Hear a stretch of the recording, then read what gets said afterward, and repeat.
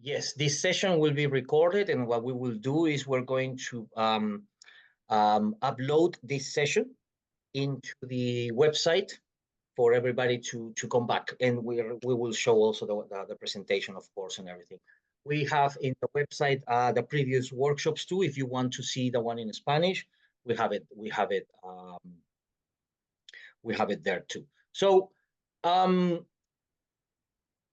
that we are entering, this is about the MarinTrust version 3 standard and the position of marine ingredients. And as you know, the position of marine ingredients is unique within the seafood sector because we supply marine ingredient raw materials to various sectors, such as the aquaculture sector, the health supplements for human consumption, pet food, for example.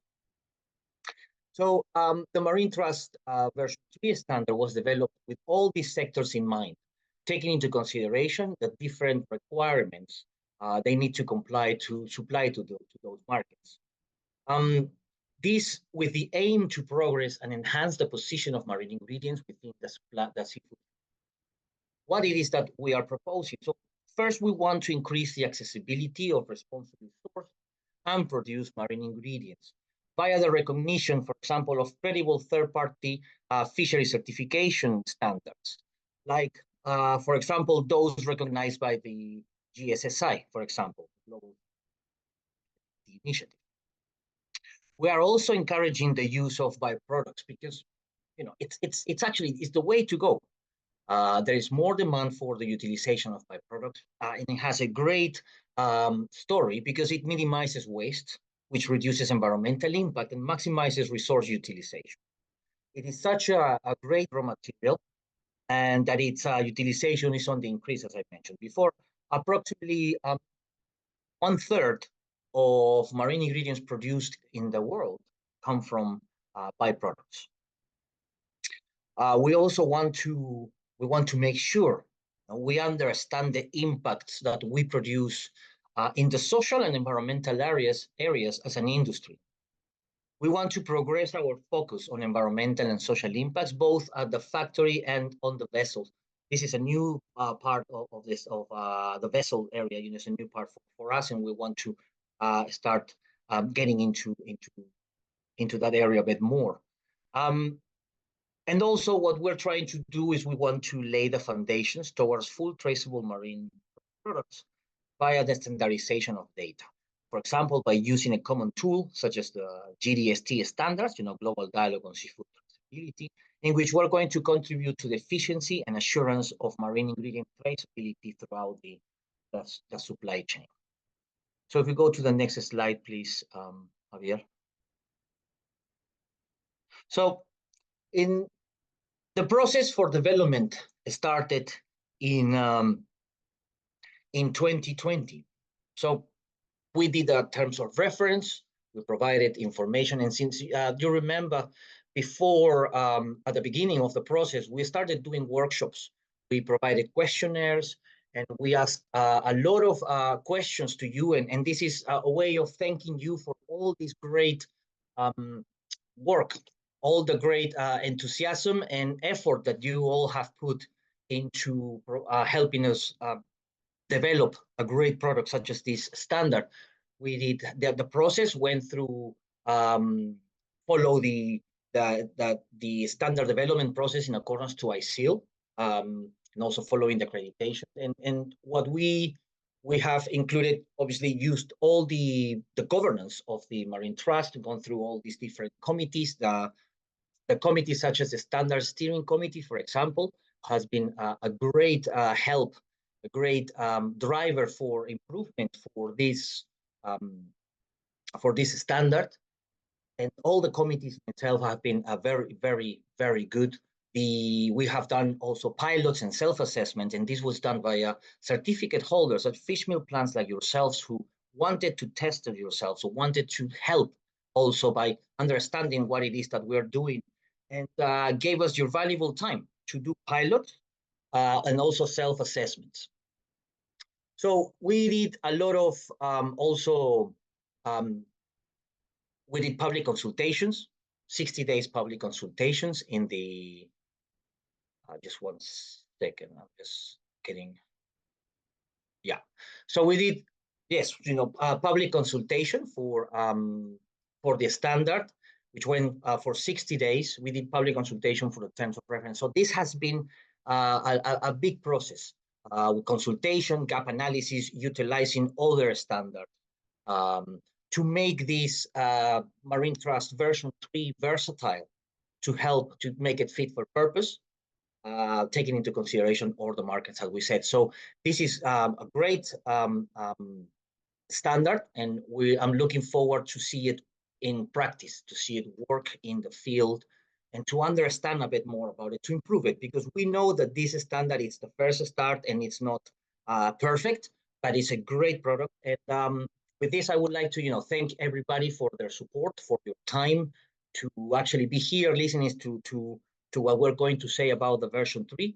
And with this, I will give the floor to Javier Igarashi. We will continue with this presentation. And at the end, as I said, we will follow up with questions and answers. Javier, over to you. Thank you very much.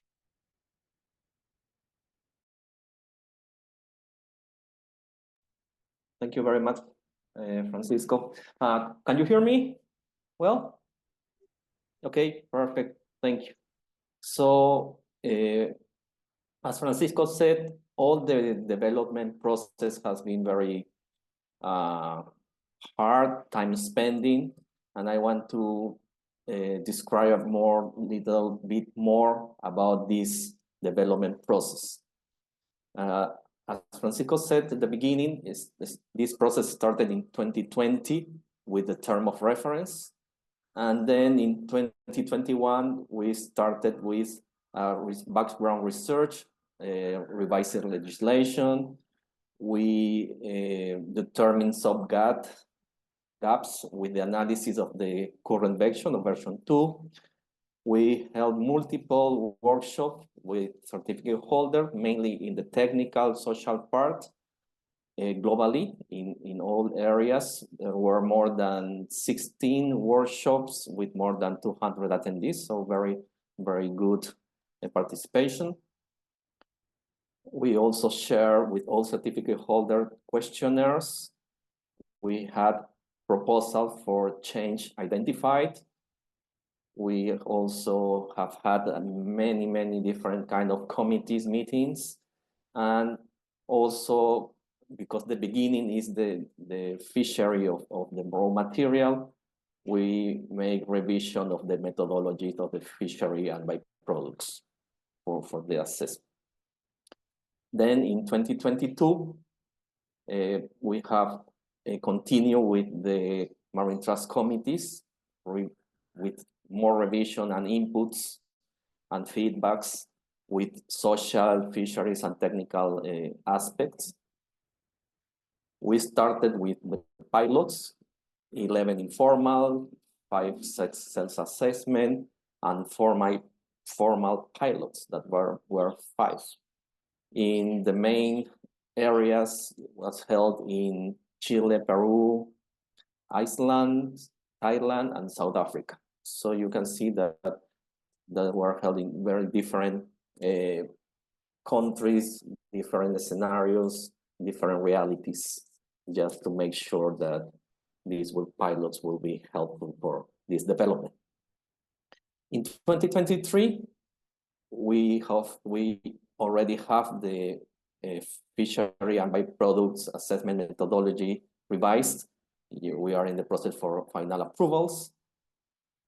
We continue with more committee meetings with the governance body committee, standard steering committee, social and ethical committee, fishery development oversight committee. So you can see that we passed many steps to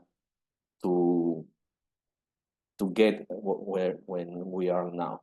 So we revised all the clauses, and finally we developed the draft version 3, building on 2 years of development, that everything what we have described.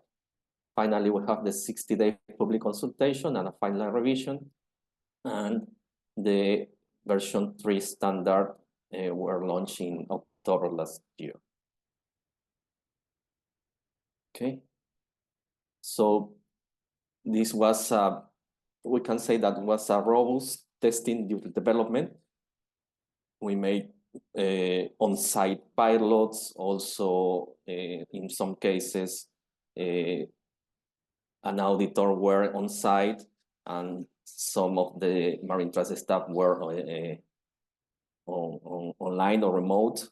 We held some other workshops and visiting different plants that were a very good experience for us.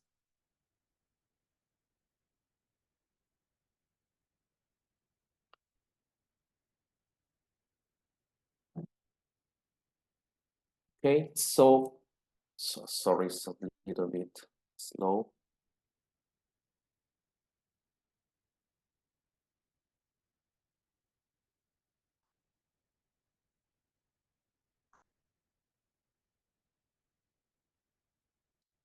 So, okay, so this is the current, sorry.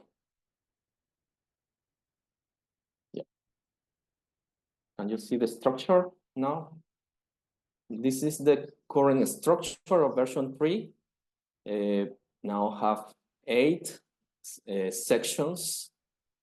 Section 1 is sourcing prerequisites. Section 2 is quality management system.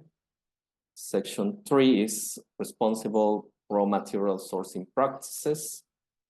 4 is responsible traceability practices. 5, good manufacturing practices. 6, staff training and competence. 7, social accountability and community. And 8, environmental accountability. If you can see and you remember version 2, section 2 is new. And community was in a specific section before, now is with all this, including the social accountability. And we have now also staff training and competence as a new section. So the flow, information flow that we try to do is first to have the raw material, the fishery approved, that we will see with a little more detail after. But we have to start before looking at the plant, we have to have approved raw material to be used as MarinTrust. Then we have all the procedures that that the plant have to implement and go through all the basic requirements for a quality management system. And then we will have all the information about the raw material sourcing. So we can have the fishery, we can have here, we will have the suppliers, the raw material approved, and then we can receive the raw material with all the information that can be recorded. With this information, we can go with the responsible traceability practice. Once we receive the raw material, all the process to have the marine ingredients produced until the customer is part of this traceability. We will see with more detail how this has been strengthened. Then, of course, we have to produce with quality and food safety. And for sure, and maybe you will see from other parts or legislation or customers that all the issues regarding people, the social aspect, and the environmental also has been strengthened. Being said that, we can go with the main sections. We start with the section 1, this responsible sourcing prerequisites. The main improvement and development has been defined as a prerequisite. So this mainly is not will be part of the audit itself, but the auditor should have to revise and check that this raw material that is being used will be compliant with the definition of responsible sourcing, can be whole fish or byproduct. So it's now more simplified, are more focused. Is a section that is quite small, but very focused, builds on the FAO Code of Conduct for Responsible Fisheries, and directly links back to the revised MarinTrust raw material assessment requirements. And detailed sourcing requirements move to other sections. So the details of, for example, the vessels, the license, the species, the quantity will be in other sections. For example, here we will say that these raw materials should not be from IUU sources, illegal, unreported, and unregulated.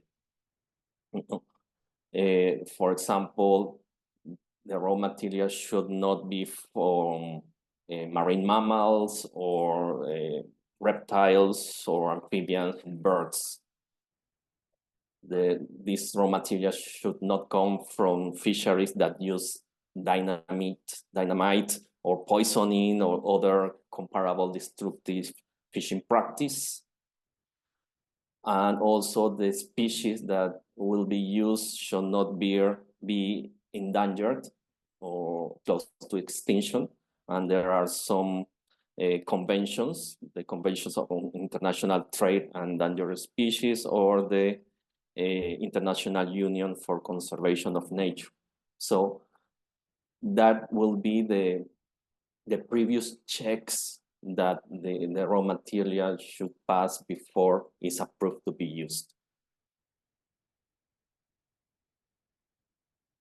And then we have the second section 2, quality management system.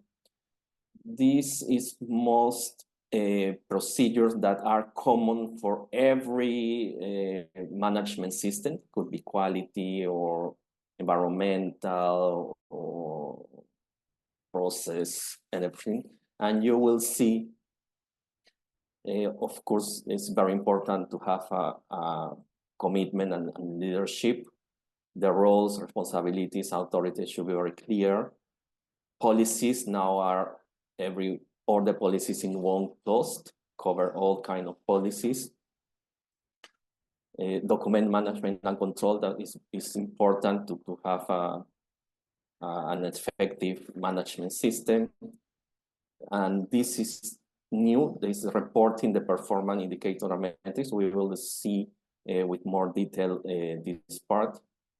Internal audits, control of products and process non-conformities, recall, correction and corrective actions, system update and continuous improvement. This part is also important, supplier approval and monitoring, also subcontractors, testing facilities, and use of MarinTrust logo or improvers program claim. So as said, now the policies are consolidated in one clause. We have introduced provision of performance metrics each year. We will see the template. We have emphasized on due diligence. That means the strengthened checks of suppliers and subcontractors as a foundation of due diligence, with many aspects like traceability, legal, and social. And so we will check some of the social specifically, that will be new for suppliers of whole fish. And we have improved the clarity around the use of the logo and the improver program claim. So I will stop sharing the presentation, and we will go to see this template of metrics that you will have an idea what will be in there. Check.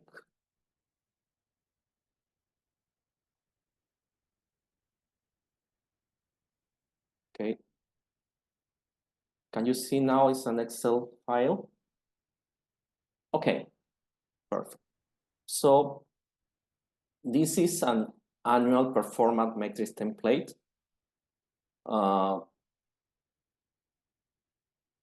This template has general information, essential indicators, voluntary indicators, definition, and a guidance. And in the case of a greenhouse gas emission calculation, there is also a guidance. So section 1 and 2 is mandatory, section 2B is optional. This template should be complete with essential social and environmental performance indicators deployed on an annual basis. I mean, as a minimum every 12 months, but be submitted to the auditor also as part of the initial or annual audit.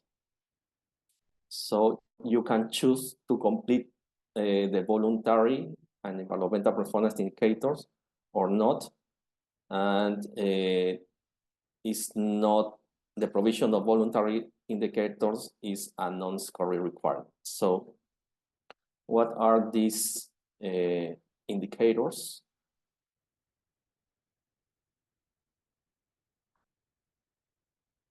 General information about the company, the reporting time scales. So maybe you will see that most of the information that is here, maybe you are already reporting in your annual report or sustainability report or some kind of information that you are reporting now. So you can use that time scales to just to not duplicate efforts, or just to use that information that is already available now. Also information about the production, raw material, and the products, marine ingredients produced. And with this information, we go to the essential indicators or metrics. So in the part of social ones, there is the percentage of employee paid the national minimum wage, is a percentage. If the country does not have a national minimum wage, it should be an explanation. For example, how wages are established, how they compare to the national average wage of the country, etc. So if there is additional information, you should include here in the box below. Number of complaints related to the staff, number solved, and also number of communicated complaints depending of what kind of complaint related to maybe one of these items.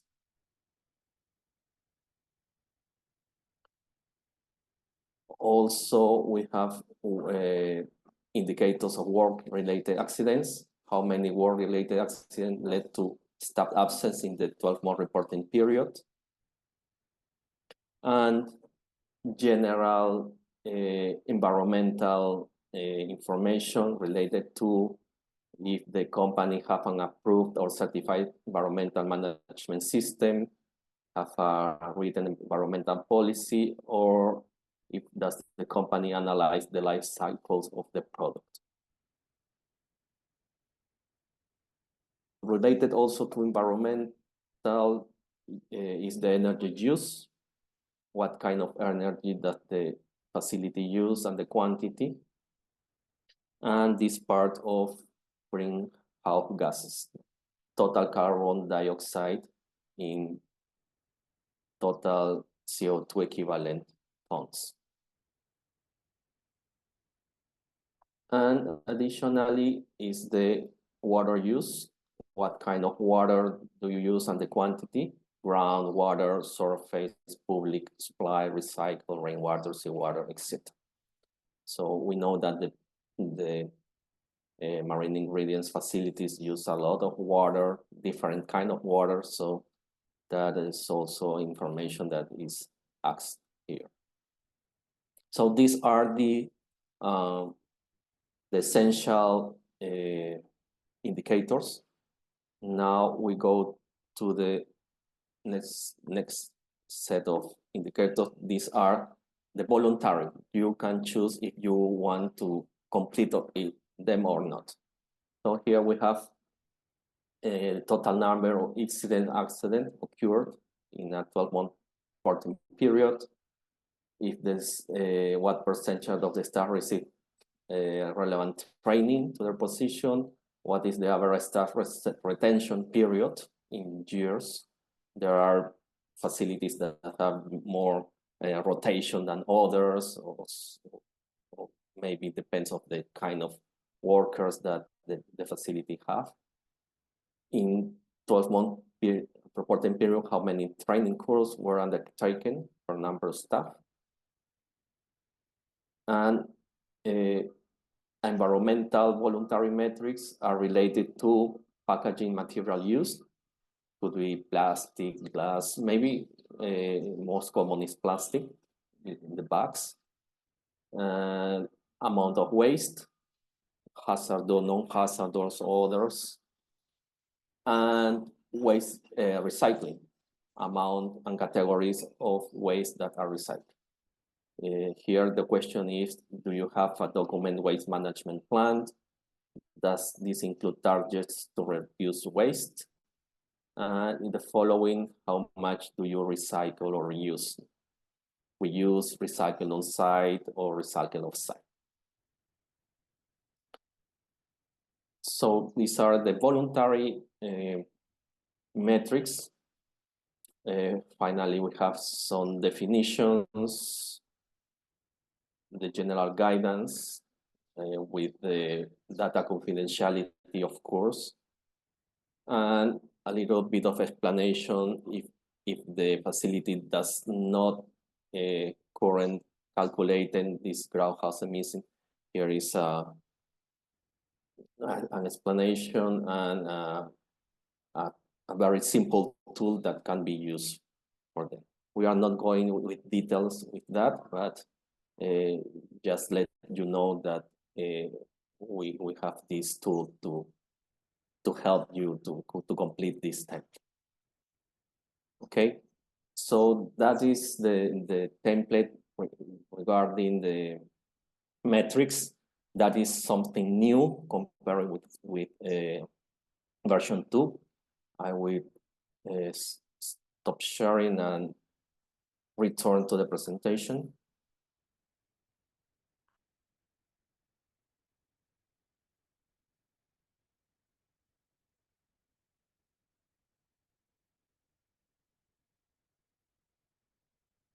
Okay. So we saw this section 2. We have go with more detail with this reporting performance indicator and metrics. You can see that other parts of subsections are common to all kind of management system, but I want to go a little bit deeper with this approval and monitoring of suppliers related mainly of suppliers of whole fish. So here, this is a specific requirement for vessels supplying whole fish. In this case, the facility should complete and document the results of a MarinTrust social responsibility risk assessment for all vessels supplying whole fish. So MarinTrust have a risk assessment to be applied, risk assessment methodology. This includes a phased approach for social agreements from vessels supplying whole fish over 3-year certification cycle. This is important to highlight too that after first 3 years, target will increase to 100% at year 6 by the end of the second certification cycle. So that means that all these social aspects should be covered in 6 years to all the suppliers of whole fish that we have. So how this risk assessment works, we will see. It's a little bit small, but hope you can see. We start with part A. There is an overall risk indication. So it starts off with the name of the country. So every country have its own rated in risk assessment. A country can be low, medium, or high risk. So if the country where you operate is low risk, no further action is required. So if you are lucky, if your country is low, you will not need to do anything. Okay, but if your country is medium or high, you have to go to part B. So in part B1, there are two questions. One is, are the vessels, the whole fish vessels that you are supplying from, are owned or managed by the company, by the applicant? If is yes, is no further action, because we understand that workers in vessels or in the plant in the same company will be covered all the social aspects. So the workers are employed by the marine ingredient company. So this is class a low risk with no further requirements. But maybe there are some facilities that have their own fleet, but also buy raw material or whole fish for third-party vessels. If that's the case, it's question 2 here. Is there an existing agreement contract in place with the vessels that are supplying whole fish? Normally, yes. No? If yes, ensure that this agreement covers the social requirements. So the applicant should have copies of these agreements or contracts that include the content covering the social requirements and compliance with these MarinTrust requirements. So we will see what are those social requirements. Sometimes we receive vessels that we don't have a previous agreement on contract. That can be the case. If it's not, we have to go to part 2B. B2, excuse me. So in this case, it is essential that these vessels supplying whole fish should have a self-declaration of policy communicated to all the crew, assuring good social practice and human rights. This should include as a minimum the wording in the worksheet social requirement that we will see later. So these agreements should be there before accepting the catch and phase in overtime.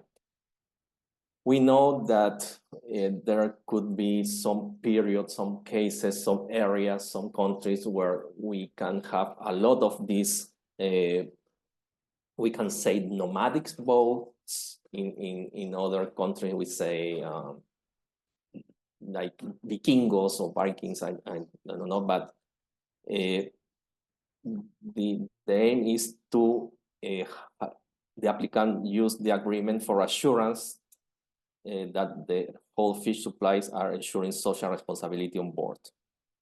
And as part of the supplier check, the facility can verify the information with the vessels.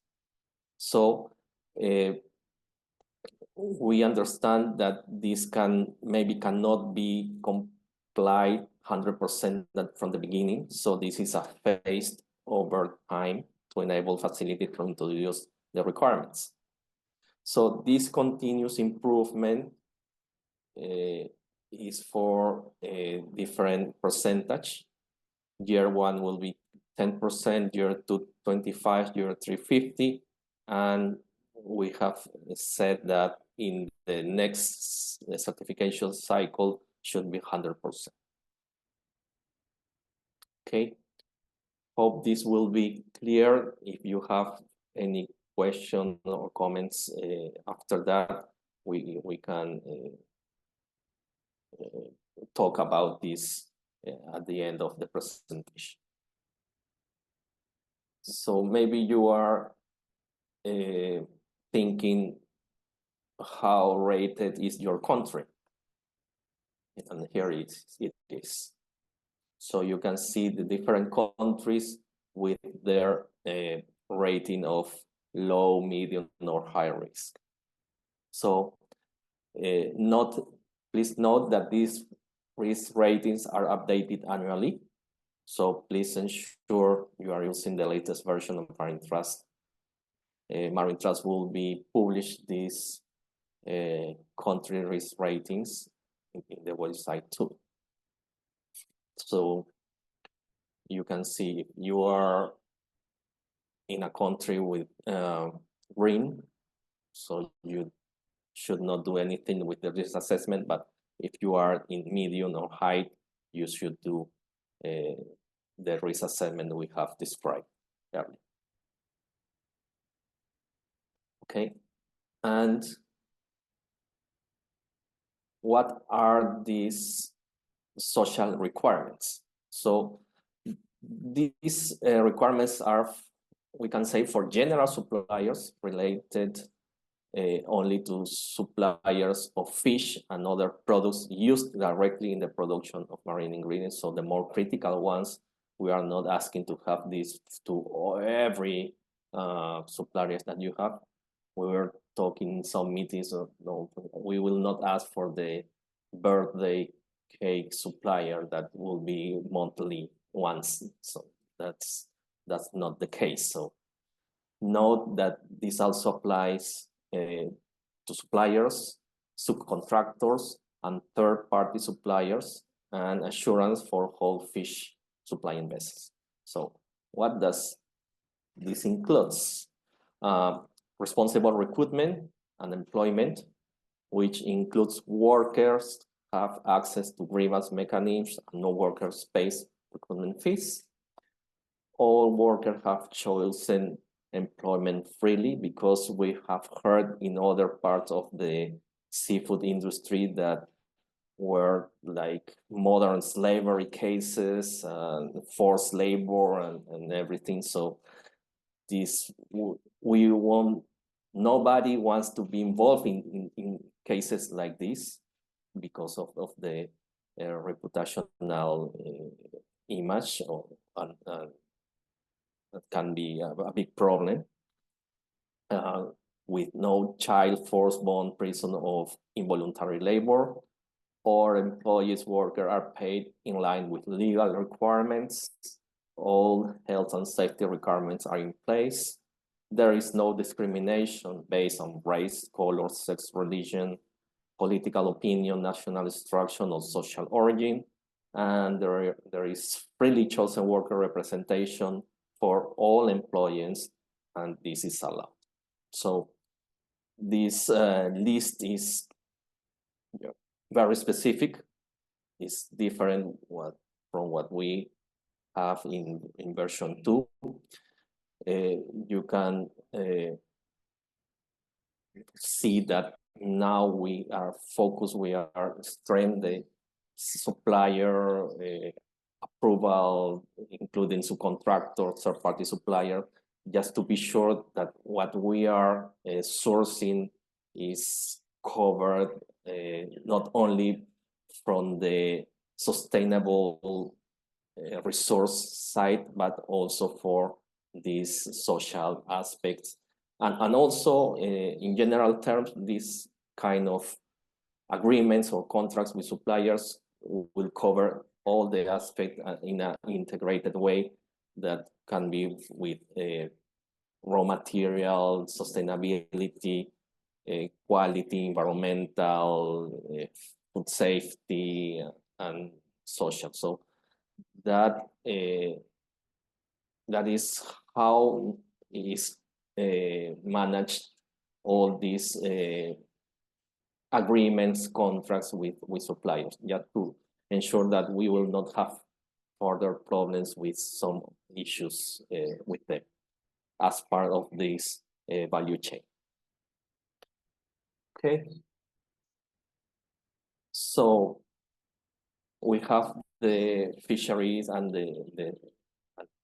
all approved. Before we have all the procedures, previous procedures to have a good management system in the plant. And then we have this section 3, responsible raw material sourcing practice. That is how we will report and record all the whole fish and byproduct raw materials.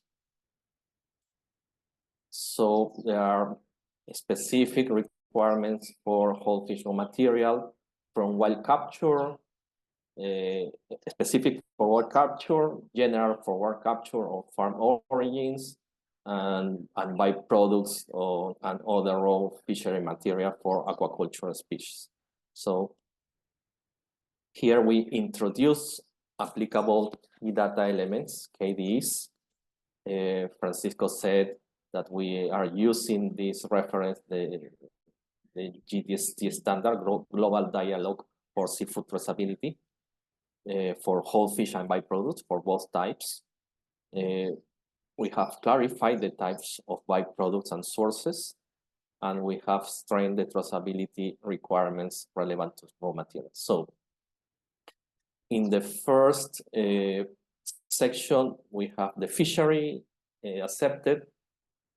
In the second, we will have the raw material supplier that can be a vessel with the license, with the name, with the species related, the fishing gear that is allowed to use. And here we will add more information regarding the date of reception, for example, also the species, because we should have this information for the traceability. We can have the quantity discharge, the catch area, and the specific gear that have been used, because some vessels can have license to use different fishing gears. So with that, we have strengthened the traceability requirements for relevant raw material. In the case of byproducts, we have also information related to the facility that produced those byproducts. That can be a plant, a canning plant, or frozen product plant. Okay. And in section 4, we have the responsible traceability practice. We have received the raw material. We have all the information of the vessel, when discharged, the quantity, and this will be all the information to have a real strong traceability verification and labeling. This is aligned with the chain of custody standard, linkage between the standards, because the chain of custody standard takes the marine ingredients that goes out the plant, the marine ingredient facility, and custodize the product through all different further processes like storage, mixing, in the case of fish oil, refining or concentration, and etc. So we have also key data elements related to the weight of the raw materials and the weight of the marine ingredient produced. Also, of course, the species should be also in this part of the process. The date of processing and other information that is relevant. In this case, for example, the information, the name of the number of the lot or batch of the produced, of the received marine ingredients, or the produced marine ingredients, raw material and marine ingredients. So That means that this builds on the raw material requirements of section 3 to specify traceability requirements for each batch and delivery of raw material. Because we know that a facility can deal with raw material that is MarinTrust, that can be from improved program or even no MarinTrust, to have a mass balance for all this kind of raw material and marine ingredients is important. No? To have all the control of the quantities, just to be sure that everything is in place. These traceability requirements are from start to end and has been strengthened. Okay, so with those 4 sections that we have seen, we cover mainly all the traceability aspect to assure that we have a responsible supply and responsible production. Complementing this good manufacturing practice, they have to be with the quality and food safety of the marine ingredients. This has been aligned with specific other standards, but we still use certified recognized equivalent standards. We haven't mentioned any specific, but we will have a recognition procedure that is now in development. Applicants without certification to a recognized equivalent standard has to comply with all these sections. We have operational prerequisites. Most of them are strength to align with later good practices, like the Colleagues Alimentarius General Principles of Food Hygiene, ISO 22000, GMP, FEMAS, and others. So quickly to say, cover structure of facility, intake of raw material, layout of premises, staff facilities, supply of water, air, energy, and other utilities, pest control, waste, and sewage disposal and supporting service, prevention of cross-contamination, cleaning and disinfecting, personal hygiene, inspection, sample analysis. So we can say as we said, all the social aspects have been strengthened. So we have included this part of staff facility and personal hygiene that was not so strong in the previous version.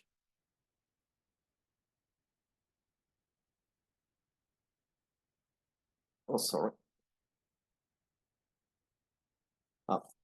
Just to finish my part of session 5, also the hazard analysis and critical control points has been covered, follows normal hazard requirements and terminology. So we have hazard control, hazard analysis, identification, risk assessment, establish critical control point,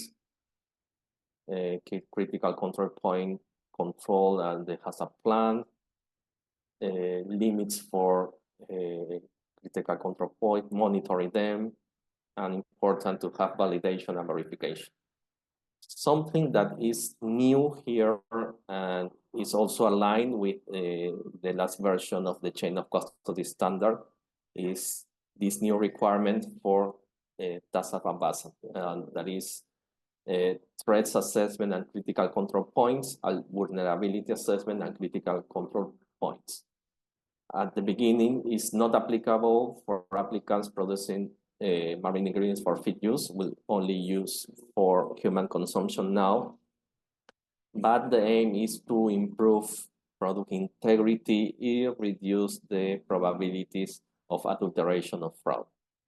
But because we know that these problems of adulteration and fraud doesn't distinguish between human consumption of feed purpose, that will be a requirement that in the future will be for everyone. So please take note of that.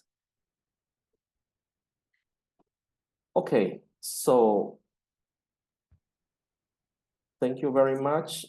That is what I have to say until session 5. So I give the floor to Michaela, please. Thank you very much for your attention. Hi, Javier. Thank you, everyone, and thank you, everyone, for attending. So moving on to this section 6, what we've done is take the previous content relating to training.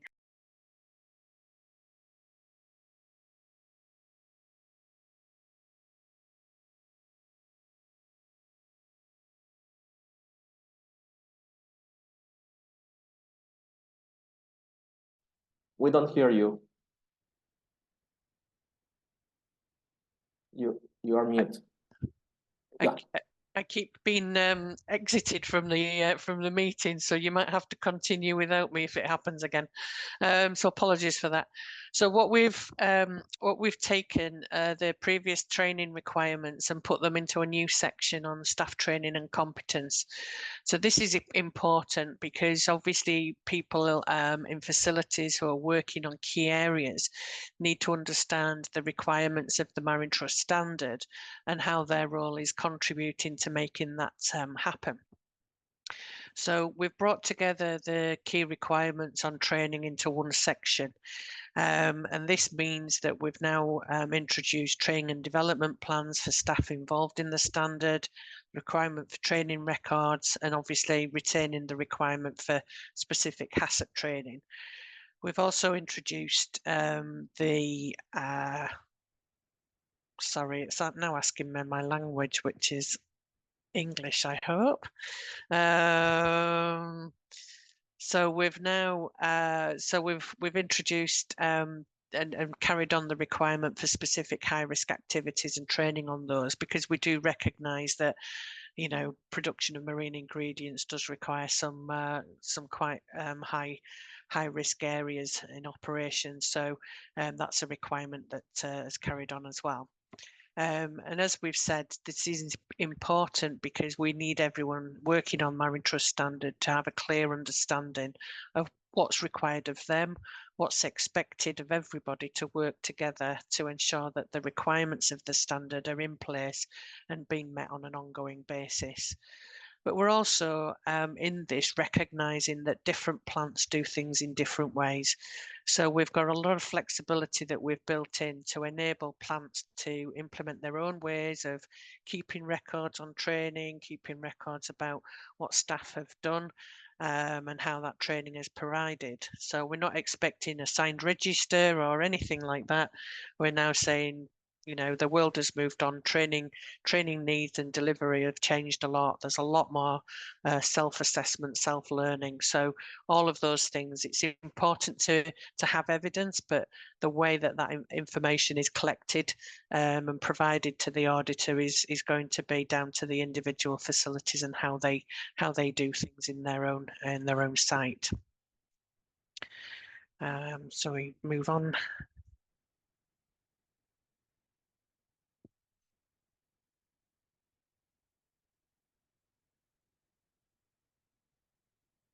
Oh, there we go. I think the internet has decided to sort of go a bit slower this afternoon as well, across the Atlantic Ocean between Javier and I. Section 7 is probably an area that most people will see some significant changes and differences. But in reality, we've kept a lot of the content from version 2. We've just brought it up to date and in line with what good or best practice now looks like from the social accountability. We've also introduced the community engagement clauses in this section. So this section, as well as the training section, are all about the people and how employees are being treated. The overarching requirement is that any employees or workers in marine ingredients production are employed fairly and treated fairly in their workplace. And it's very much a key driver from the market to ensure that any standards now are aligning with ILO requirements and really building on their social responsibility aspects. So we've really had quite a lot of an in-depth review of this whole section. So we've now got a series of subsections covering requirements on health, safety and welfare, employment agreements or contracts, working hours, pay and remuneration, employment age, freedom of association and worker representation. As a new part is the zero tolerance and remediation. Essentially, what can a facility do if they find examples where somebody has been employed illegally or against against their will? And the community engagement clauses are in here, as we said. The key thing I think we've tried to do with this is recognise that this is a global standard and there's lots of different laws around how workers are treated. But as Javier said earlier, there's a lot of drive to bring standards into line with good employment relations and practice.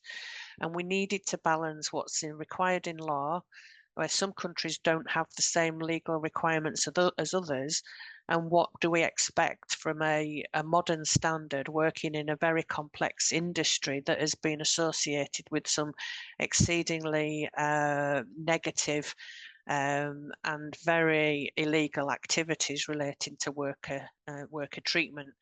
And no matter which sector you're in the seafood industry, these things in the media, these investigations, they work their way through the supply chain. So customers and buyers of marine ingredients are increasingly looking for assurance across a number of different areas, and this is a key area that we were asked to increase and strengthen. So moving on to the next slide, and again, Javier referred to this as well, that what we've tried to do in section 7 is recognise that they are the requirements relating to the factory or the facility. So we've strengthened the requirements of workers directly employed by the facilities and how we can manage those.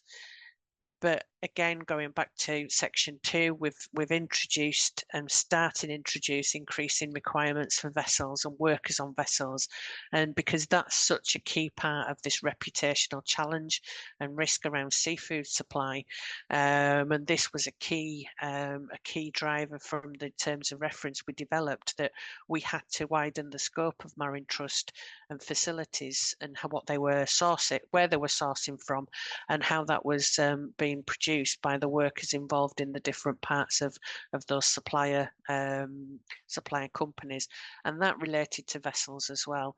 And this has been one of the most difficult areas to consider, because MarinTrust is not a social audit, but we need to consider how a facility can start to introduce these increasing requirements without the need to go and undertake their own social audits and go on board vessels and do social audits of every worker on a vessel. So again, we're trying to balance the requirements of what the market is looking for with what marine ingredients producers can actually do to verify their suppliers. So section 7 has seen quite a number of updates because it was quite basic in version 2, and we do expect this to be something that we'll continue to see quite a lot of scrutiny as we go through the version 2 launch and evolution. Section 8 is probably the most familiar in that it hasn't seen a lot of changes. So these are the requirements, again, similar to social, these are requirements on environmental performance that are important for facilities to demonstrate good practice. So what we've done with this section is really streamline and simplify the wording. Again, there was different requirements, but it was overly complex to try and understand. So we've streamlined the clauses into the sections relating to requiring permits where applicable, understanding there's ongoing compliance with regulations, and then looking that a facility has assessed the environmental impacts and has plans in place to reduce those impacts and mitigate them. And in this one, and the social requirements, again, what we've got in place in the standard very much links back into the environmental and social indicators that Javier referred to earlier. that we are trying to look at how a standard is enabling change in the real world. So the performance indicators enable us to be able to say that the standard is having a positive impact on a few key areas, and these link back to requirements within the standard itself. So it's very much linked together, trying to say that, you know, and demonstrate that MarinTrust is having a positive impact through the collective efforts of everybody involved in the MarinTrust scheme. So they're the key areas of the standard that we've gone through. Just before I go into the timeline, in the chat function, I did put a link to the version 3 webpage on the MarinTrust website. So if you're looking for more information, if you haven't yet got your copy of the standard, go to that webpage and you'll be able to download some information. We'll share some links as well as part of the chat in the next couple of slides about the transition phase and transition information to enable you to see that and better understand it. But just where we are in the development of version 3, you can see that obviously we released the standard in October last year. And that is now published online. So please go online and get your copy if you haven't already. And we've really left a period of 6 months just to leave it published, but essentially not yet active for and open to applications. We wanted to give ourselves and all the facilities time to read the standard and to understand the specific requirements. So from October until May next year, we're going through this transition period. So we're going through this period of providing information and developing all the additional resources that will support the launch of the standard fully when it becomes in effect in May. So we're taking the opportunity to have these workshops, meetings with companies, meetings with key stakeholders, and really trying to kind of provide overviews of version 3 to enable people to prepare for what's going to change. In May this year, we will the standard version 3 will be open for applications. So that's called the effective date. That's when it goes live and open for applications. At that point, only new applicants will only be allowed to apply under version 3. Existing certificate holders can have a year to decide whether to apply under version 2 or version 3. So during that period of time, people have got the choice. If they're an existing certificate holder, they've got the choice to continue under version 2 or apply under version 3.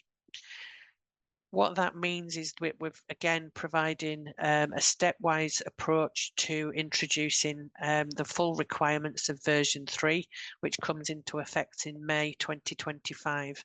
At that point, every single application will be assessed and carried out under the version 3 in full.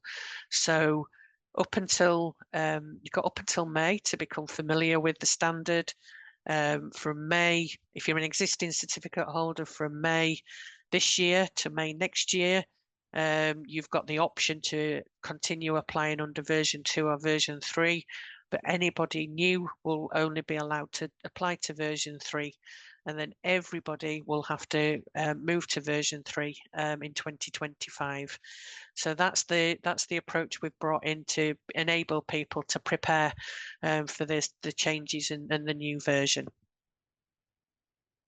I'll put a link in the chat in a couple of minutes. There's a transition document which takes you through all this and provides more information as well.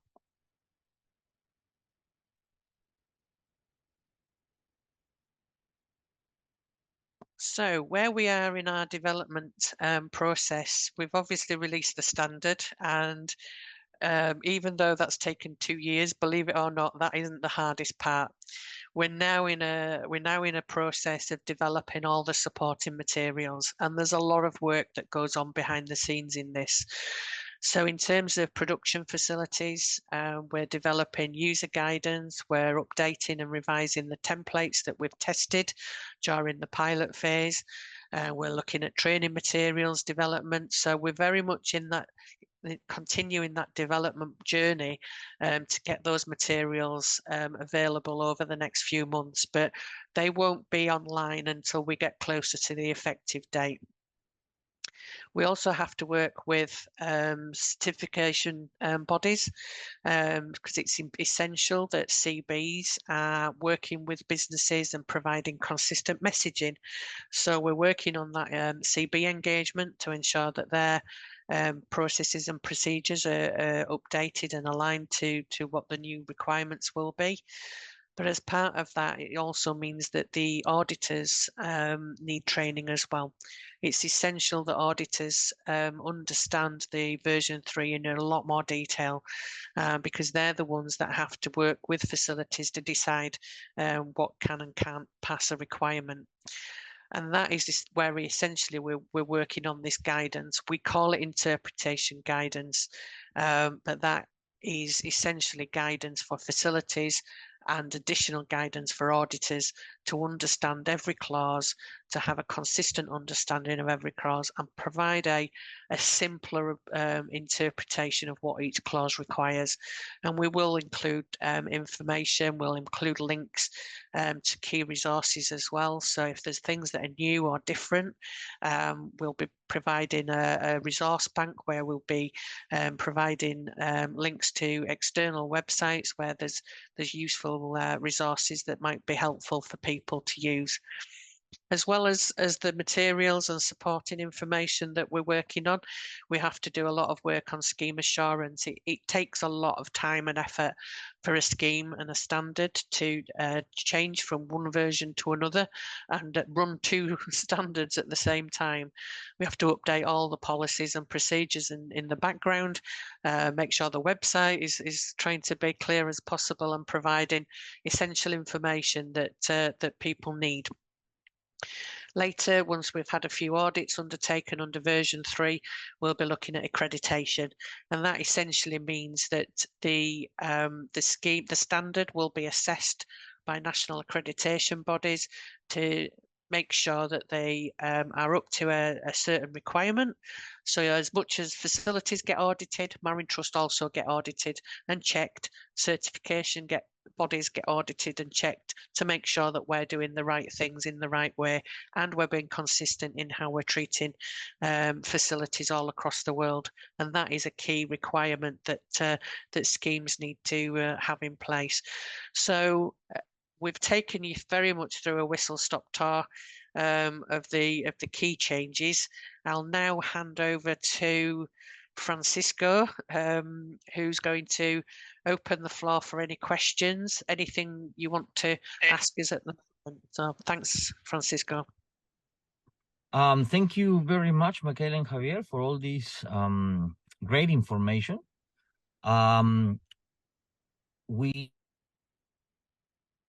For questions, if anybody has any question, please, this is your opportunity, or you can also write the question in the chat. Just to bear in mind, we have a lot of information that we're going to provide in the website. Emily already have sent some links via the chat in which we provide further information, and more information will be provided via the website as we develop all these different documents, guidelines, and procedures that needs to be implemented. So if anybody has any question. I was just going to say, Francisco, one of the key documents that Emily shared there is the mapping version 2 to version 3. So we've provided a copy of a report online that shows version 2 and the clauses that have been retained, or which new clauses apply in version 3, so people can cross-reference the different things or the new requirements in more detail. Great. So is there any questions? There is a question in the chat. It's in Spanish, but I will try to translate it. is related to TASAP and BASAT, threats and vulnerabilities. That is only for human consumption, then only applies for fish oil for human consumption. It depends on the nature of the facility. A marine ingredients plant can also have another kind of marine ingredient for human consumption, that like hydrolyzed products or other kind of the part of protein. So in those cases also will TASAP and BASAT also will apply. But mainly now will be for those facilities that are producing fish oil, crude fish oil for human consumption. And there is another one related to mass balance. If there is a support document or there is a template, yes, there will be a template. We have proof that is similar to the template that is currently used in the chain of custody standards. So that will be the reference for mass balance. That doesn't mean that it's mandatory their use. Facilities will have their own mass balance calculation and can show the information in a better way that will be useful for the auditor to understand it in a better way. So that those templates are for reference. Another one. Okay, I don't have another question in the slides, in the chat, sorry.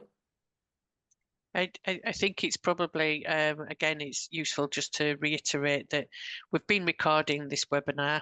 We will be providing more information on the MarinTrust website, including a copy of the webinars from today. And that obviously means people can see the information that we've provided today. And we will be, again, providing more resources over the coming few months.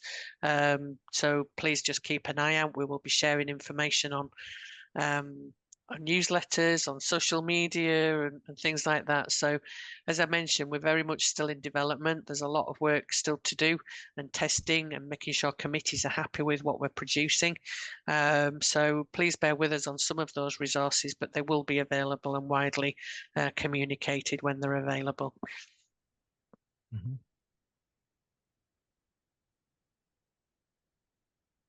We have around 15 more minutes or 14 more minutes for questions.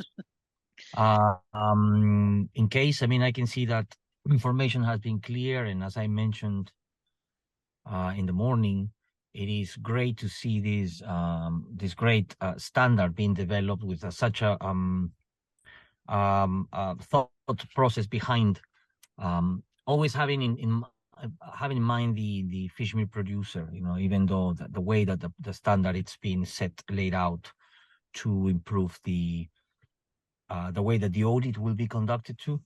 And as I mentioned, it will be, I'm looking forward to see how this standard will be in practice and what it is that the auditors also will tell us about it. We have done pilots, we have done some bets obviously, and there is some, but still there is some, there will be room for improvements, and I'm really looking forward to see this standard in practice.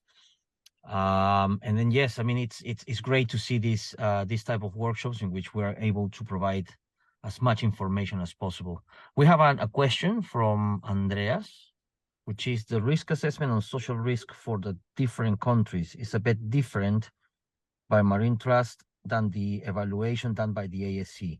Will there be a discussion between MarinTrust and ASC on this? I think, Michaela, would you like to? Yeah, so we've already been discussing this one with the ASC for quite a while. We're actually using the risk assessment that we've been using in MarinTrust for the past 4 years, and we know that it's been tested rigorously through usage over that period of time. We've looked at the ASC risk assessment, and there's some areas that are consistent with theirs, and there's other areas that are different. And we are continuing to look at this, but we felt it was appropriate to launch the standard using the pre-existing risk assessment that we had already been using for the past 4 years, because we know that actually works for the facilities that we've got in the program. We will be looking at risk assessment in more detail over the coming few months, because we do recognise this is an area that will get quite a lot of consideration. We will be looking at different methods, because there's lots of different risk assessment methods available that give very similar results. So we are continuing to look at risk assessment and how we can look at those being being brought together in a consistent way. But for the time being, we're sticking with the MarinTrust approach. I think the other thing that might be worth asking Francisco is there was a question this morning about whether all sections of the standard would be audited, and that brings in what we're doing on the equivalency procedures. So I don't know, Javier, if you want to answer that.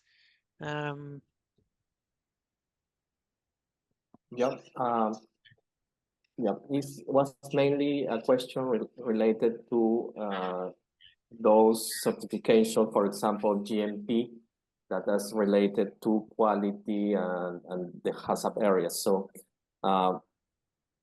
it's already recognized in version 2.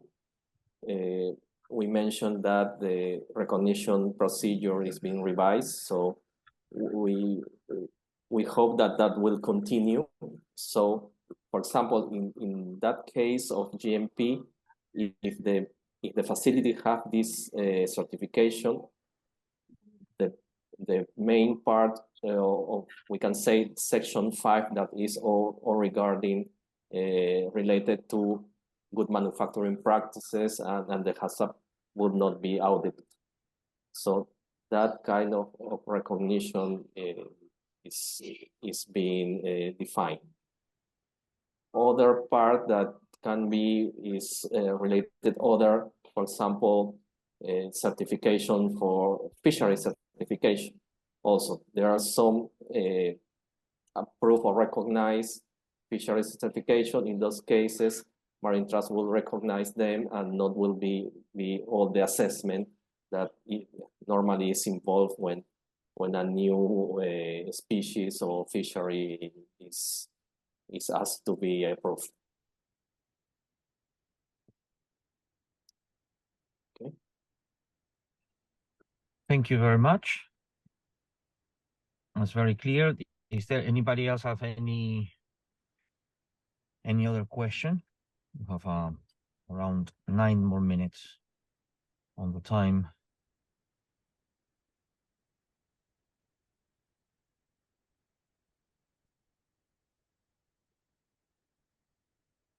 As we said, we're going to have a lot of information provided, and yes, and also if you think about any other question in the next days, please give us a contact. Send us an email. Our emails via the website. You can also send us information, send them questions and everything.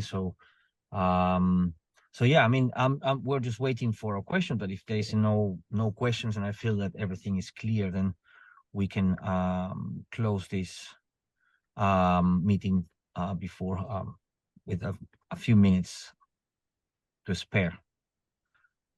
So just waiting to see the small chat screen popping up with another question. No, okay. So thank you very much to everybody that has participated for this useful workshop. Again, thank you very much, Javier and Michaela, for this great and excellent job that you have been doing in being able to provide as much information as possible, understandable, articulated in a way that it's understandable for everybody. It's been great. So thank you very much for all your support. Thank you very much for everybody for their enthusiasm and the willingness to learn about MarinTrust. And we are looking forward to see this progress. So yeah, thank you very much for everything, and we'll be in touch soon. So if you can send us your questions, that would be great. So thank you very much, and take care, and good luck. Thank you very much.